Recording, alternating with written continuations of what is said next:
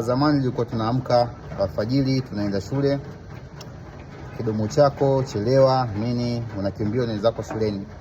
Shule ilikuwa kilomita 1.5 hivi, lakini siku hizi watoto wakiamka tu na chai, maziwa na mkate, wanajiandaa waende shule, anaekewa tena kabla hajaondoka anaekewa chakula kwenye kibakuli, kwenye container, anaekewa kwenye begi, anapanda gari, anaenda shule. Kwa mtoto ukifika saa 4 tena anakula.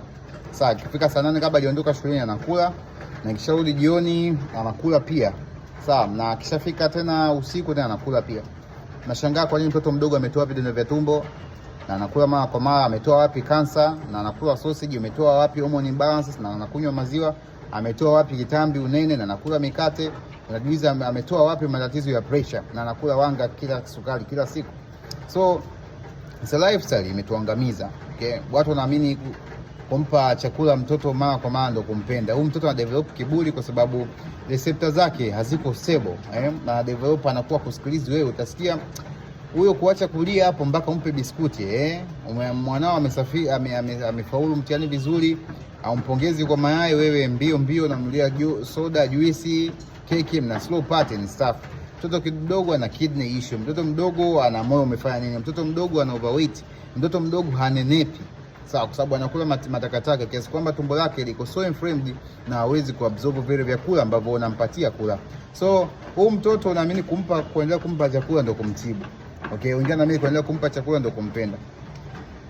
Huko ni kumharibu mtoto. Kuna tofauti ndogo sana kumpenda mtoto na kumharibu mtoto. Nitakwambia zamani siku watuli mara kwa mara kama hivyo. Sisemi tunaishi maisha zamani na sasa. Sisemi mtoto wako lazima apitie tosha alizopitia. No. Zamani tulikuwa nenda shambani, sisi tulikuwa tuna njaa. Tulikuwa nenda shule, tulikuwa tuna njaa. Sawa. Listen, ukiamka asubuhi, mtindo mzuri ambao ndio kuishi mwanao, mwekee tu chai bila sukari, mwambie anywe aondoke. Sawa. Hawezi kufa kwa njaa hiyo. Unless uko tayari kubea matatizo nguvu za kiume, matatizo nguvu za kike, fibroids, pressure, majanga yote, sio tonsils, mtoto anakula way too much, mtoto anakohoa muda wote.